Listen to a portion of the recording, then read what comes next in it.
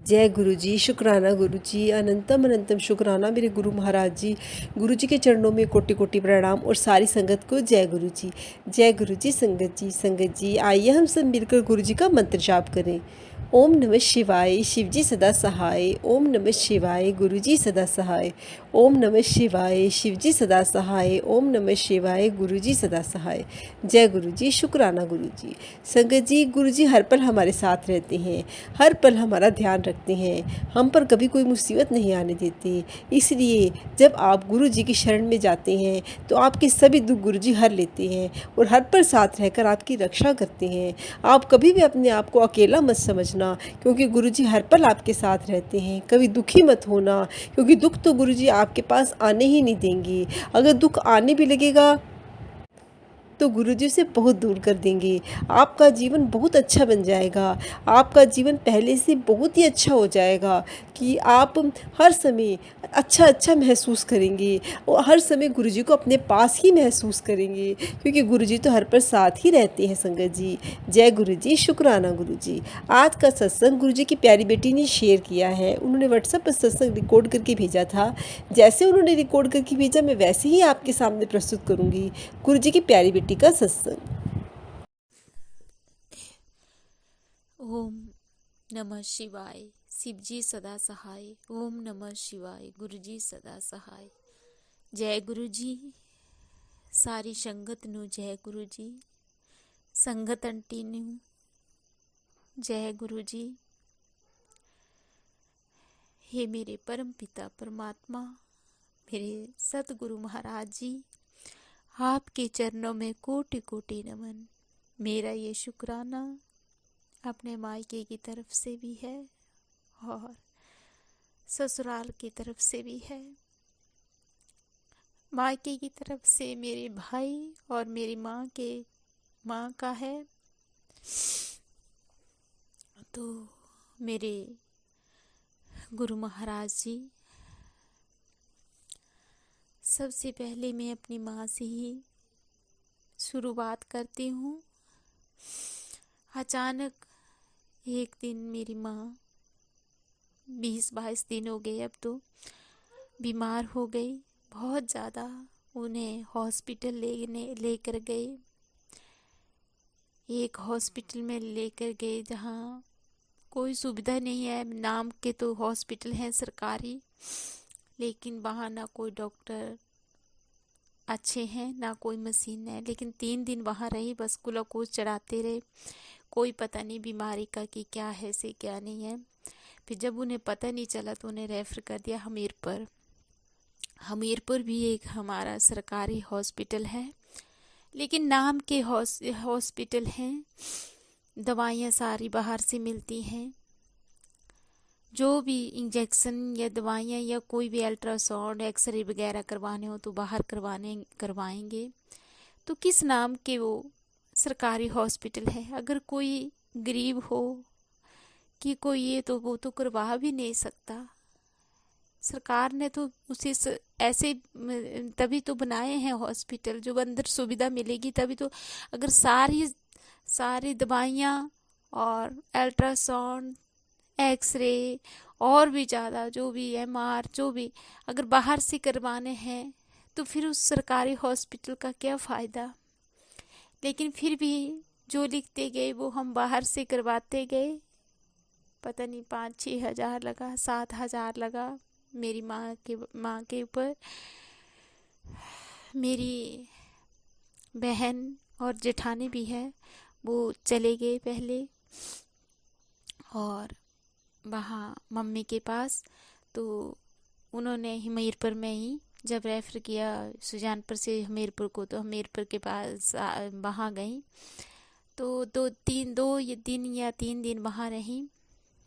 2 दिन रही। पता नहीं क्या क्या लिया उन्होंने, एक्सरा क्रिया को क्या किया बहुत ज़्यादा, कुछ 5-6 हज़ार लग गया। लेकिन हाँ, एक ये पता चला कि उन्हें निमोनिया हो गया है बस। और पता नहीं फिर उन्होंने क्या कौन सा इंजेक्शन लगा दिया, उससे मम्मी डाउन ही हो गई और डॉक्टर ने एकदम से उन्हें रेफर कर दिया। और मम्मी ऐसे भी हमारे ये मेरे डैडी आर्मी के थे, फौजी, तो उनका कार्ड बना हुआ है। तो वहाँ हम चंडीगढ़ ले गए, लिवासा हॉस्पिटल। वहाँ उनका ट्रीटमेंट हुआ और यहाँ जब हमीरपुर से वो रेफर किए, और वहाँ हमारा भाई घर में जिसे हवा लगी थी और दूसरों के अधीन थे, बेपर्द भी हो रहे थे और तकलीफ में भी थे। जब उसे पता चला, जबान तो नहीं चलती थी लेकिन उसे सब पता चलता था। जब बड़े भाई या बच्चे मिलके आते थे तो बोलते थे कि मम्मी ठीक है, तो बड़े भाई भी उनके उसके सामने रोने लगा कि मम्मी ठीक नहीं है, रेफर कर दी है। तो रोए तो वो दोनों भाई, लेकिन उस रात उसे टैग पड़ा और टैग पड़ने से उसका गला सूज गया और गला जो सूज गया तो उसे खाना तो क्या, पानी भी अंदर नहीं जा रहा था। और 1-2 दिन तो उसे बहुत तकलीफ हुई, बहुत चिल्लाया। और जब यहाँ से हमीरपुर से मेरी मम्मी को रेफर किया और वहाँ घर में भाई का देहांत हो गया शाम के टाइम 6 बजे। और मम्मी को तो क्या पता, मम्मी तो ऐसे ही बेहोश थी। तो मेरी बड़ी बहन उसे चंडीगढ़ ले आई माँ को, और मैं घर में थी तो मैं फिर मायके चले आई वहाँ यहाँ। तो ऐसे तो हमारे मेरे मायके वाले इतने गरीब हैं, अमीर नहीं है ज़्यादा, लेकिन लोगों ने बहुत सहायता की। उसका सब कुछ क्रियाक्रम और सब कुछ किया। और कैसी विडंबना है कि बेटा न माँ से मिल सका, न माँ बेटे से मिल सकी। मेरे परम पिता परमात्मा, बस एक बात का ये दुख है, अभी भी माँ को पता नहीं है। घर तो ले आए हैं, अभी 1 हफ्ता हो गया, ऊपर ले गए हैं। गांव के तो पता ही है कैसे होते हैं घर, नीचे कमरे होते हैं, ऊपर उसके ऊपर कमरे होते हैं, उसे ऐसे बोलते हैं, और छाए होते हैं सैलों से, तो ऊपर ही रखे हैं। लेकिन बार बार उसे याद करती है कि उसे खाना दिया, चाय दी, तो क्या बोलेंगे। अभी वो भी बोलने, उनको बताने की हालत में नहीं है। सिर घूम रहा है उनका, बेचैनी, घबराहट, और दवाइयाँ इतनी तेज हैं, बोल भी नहीं सकती। बस हाँ से हाँ मिलाए जाते हैं कि हाँ मम्मी, उन्हें चाय दे पिला दी, खाना खिला दिया। कि अभी सुबह मेरे साथ बोल रही थी कि उसे बाहर कंबल तो दिया है कि उसे सर्दी लग जाएगी, या तो कि अंदर है। मैंने कहा मम्मी अंदर ही है भाई। सॉरी संगत जी, सॉरी मेरे गुरुपा।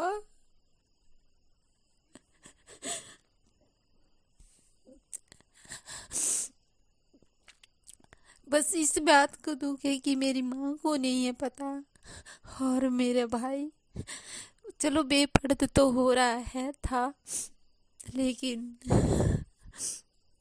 मैं अपने गुरु महाराज से अरदास भी कर रही थी कि मेरे भाई को मोक्ष प्राप्ति दे। और मेरे गुरुपा ने भरे हुए दिन में मेरे भाई को लिया है, और मुझे पूरा विश्वास है मेरे पिता पे कि उन्होंने अपने चरणों में उन्हें स्थान दिया है। वीरवार का दिन था और बद्रीनाथ की यात्रा थी जब वो मेरे भाई गए हैं। तो शुक्राना मेरे गुरुपा, अपने चरणों में उसे जगह देने का शुक्राना, बहुत बहुत शुक्राना। बस ऐसा है कि अब हम भाई हमसे बिछड़ गया है, अब नहीं मिलता है, अब नहीं मिलेगा मेरा भाई। तो पिताजी जब जीवित था तब भी वो दूसरों के हाथ में था, और दूसरों ने भाई के बच्चों ने खाना खिलाना, पेपर धोना। तो कौन कितनी अभागन बहन हूँ मैं कि मैं अरदास करती थी कि पिताजी उसे मोक्ष प्राप्ति दे दो, तो मेरे पिता और माँ से पहले चला जाए। तो मेरे पिता ने ये अरदास स्वीकार कर ली। तो शुक्राना मेरे गुरुपा, बहुत बहुत शुक्राना। शुक्राना अपने बच्ची को अरदास सुनने का, शुक्राना अपने चरणों में उसे जगह देने का, शुक्राना। बस यही खुशी है कि मेरे पिता ने अपने चरणों में लिया है उसे। बस हमें हिम्मत देना अपनी बच्ची नू, और मेरी माँ नू भी हिम्मत देना। उसकी बेचैनी घबराहट फूका ले और नींद आ जाए, और ये घबराहट और बेचैनी उनकी खत्म हो जाए। उन्हें सद्बुद्धि देना, बस आराम करे। जब वो ठीक हो जाए तो बस आंगन में ही ऐसे घूमती रहे। और मेरे परम पिता परमात्मा उसे जब बताएंगे तो उसे इतनी हिम्मत देना कि वो अपने अपने आप को संभाल सके, और उसका दिमाग सही रहे, ठीक रहे। और जब लोग समझाएंगे तो वो समझे और ठीक रहे। अपनी बच्ची की ये अरदास स्वीकार करना, और मेरा ये शुक्राना सत्संग अपने चरणों में हाजिर करना। और मेरे ससुराल में भी मेरे सास ससुर सब ठीक रहें, जिन्होंने हमें इतने दिन भेज दिया। परिवार सब ठीक ठाक रहे, जीजा जी ठीक रहें, सब ठीक रहें। गुरुपा बच्चा वो इतना 22-23 दिन हो गए, वो बुला रहा है अब कल चल जाना है मेरे पिताजी। तो सफ़र बहुत अच्छी तरह से गुजर जाए, और इनका भी, मेरी माँ भी चेक हो जाए, उन्हें भी अच्छी रिपोर्टें नॉर्मल आए, नेगेटिव आए गुरुपा। और दवाई उन्हें पचने लगे, खाना उन्हें हर टाइम पर खाए मिले, सेवा हो गुरुपा उनकी। और अपना ख्याल रखे वो, और हॉस्पिटल में बस उनका चेकअप हो जाए, उनको दवाइयाँ मिल जाए अंदर से। और आपने उनका ख्याल रखना, आपके हाथ डोर है। और मेरे परम पिता परमात्मा कल जो भी रिपोर्टें टेस्ट लें वो रिपोर्टें मिल जाएं, और सब ठीक रहे, और सारा काम हो जाए। और आप साथ हैं मेरे पिताजी, हर पल अपनी बच्ची के अंग संग हैं। तो आपकी बच्ची को किस बात की टेंशन नहीं है, न डर है, क्योंकि मेरे गुरु पिता मेरे साथ हैं, मेरे परम पिता परमात्मा मेरे साथ हैं। तो शुक्राना शुक्राना शुक्राना मेरे परम पिता परमात्मा। और हमें भी हिम्मत देना, मैं भी घर जाऊं और अच्छी रहूं, और मेरे पति मेरे अंकल के गुनाह नु माफ़ करी, पल पल के गुनाह नु माफ़ करी, बच्चे के पल पल के गुनाह नु माफ़ करी मेरे गुरु पिता। और अपनी बच्ची दे पल पल दे गुनाह नु माफ़ करी। अपना नाम दें पिताजी, अपना नाम दें, अपना नाम दें, और मेरी हर गलती नु माफ़ करें पिताजी। रात को मैं अमृत बेले तो उठती हूँ, लेकिन साथ में मम्मी को भी देखती हूँ, तो मायके में इतनी पूजा नहीं हो पाती। वैसे घर में भी सो जाती थी माँ अमृत बेले बीच बीच में, और यहीं भी। तो माफ़ी दे मेरे परम पिता परमात्मा, माफ़ करी अपनी बेटी नू, तरस करी अपनी बच्ची नू। और आप सब जानते हैं, आप तो अंतर्यामी हैं। मैंने पता नहीं क्या क्या बोलना है, लेकिन मैं भूल जाती हूँ। मेरे परम पिता परमात्मा आप सब जानते हैं। और 2-3 बार तो मुझे यहाँ मोर के दर्शन भी हुए हैं। और जब मैं अमृत वेला करती हूँ तो मोर की आवाज़ भी आती है। तो शुक्राना मेरे गुरु महाराज जी, शुक्राना शुक्राना शुक्राना अपनी बच्ची नू अपने हर पलंग संग रहने का, साथ देने का शुक्राना, बहुत बहुत ज़्यादा देने का शुक्राना। और बहुत बहुत ज़्यादा देने का शुक्राना उसकी। और मेरे भाई की आत्मा को शांति देना अपने। और मेरी माँ को भी शांति देना पिताजी, वो सोच सकें, उसका दिमाग शांत रखना। और बहुत बहुत शुक्राना पिताजी, बस आपने उनका ख्याल रखना, आपके हाथ डोर है। और मेरे परिवार के भी आपके हाथ डोर है। शुक्राना मेरे पति मेरे अंकल को सद्बुद्धि देना, आपने ही उनका भी ख्याल रखना। और बच्ची का भी आपने ही ख्याल रखना। शुक्राना मेरे गुरु महाराज जी, शुक्राना शुक्राना शुक्राना। जय गुरु जी, जय गुरु जी, जय गुरु जी। ओम नमः शिवाय। शिव जी सदा सहाय। ओम नमः शिवाय। गुरु जी सदा सहाय। जय गुरु जी, शुक्राना जी, जय जय गुरु जी, जय गुरु जी, जय गुरु जी। बहुत प्यारा सत्संग था गुरु जी की प्यारी बेटी का। संगत जी, हमें अपने सत्संग ज़रूर शेयर करने चाहिए। अपने मन की बातों को हम जब शेयर करते हैं गुरु जी के साथ, तो वो सत्संग एक सत्संग बन जाता है हमारा। और वही सत्संग बहुत से लोगों के पास पहुंचता है। हर संगत उसे सुनती है और उनके मन में गुरु जी के प्रति विश्वास, गुरु जी के प्रति आस्था की भावना उनके मन में जागती है। और वो भी गुरु जी से मिलने की इच्छा व्यक्त करते हैं और वो गुरु जी की सत्संग में जाते हैं। उन्हें भी गुरु जी की अपार ब्लेसिंग मिलती है। इसलिए संगत जी, हमें अपने सत्संग जरूर शेयर करने चाहिए, क्योंकि सत्संग शेयर करने वाले और सत्संग को सुनने वाले दोनों का कल्याण होता है। गुरु जी की अपार ब्लेसिंग उनको मिलती है जो अपनी सत्संग शेयर करते हैं। इसलिए आपके साथ तो गुरु जी का रोज़ का ही सत्संग है, तो इसलिए आप सत्संग को जरूर शेयर किया कीजिए। जय गुरु जी, शुक्राना गुरु जी। संगत जी, अगर आप भी अपने सत्संग शेयर करना चाहते हैं तो डिस्क्रिप्शन बॉक्स में व्हाट्सएप नंबर है, आप उसमें जाकर अपने सत्संग रिकॉर्ड करके भेज सकते हैं। आपके सत्संग भी सारी संगत के साथ साझे किए जाएंगे।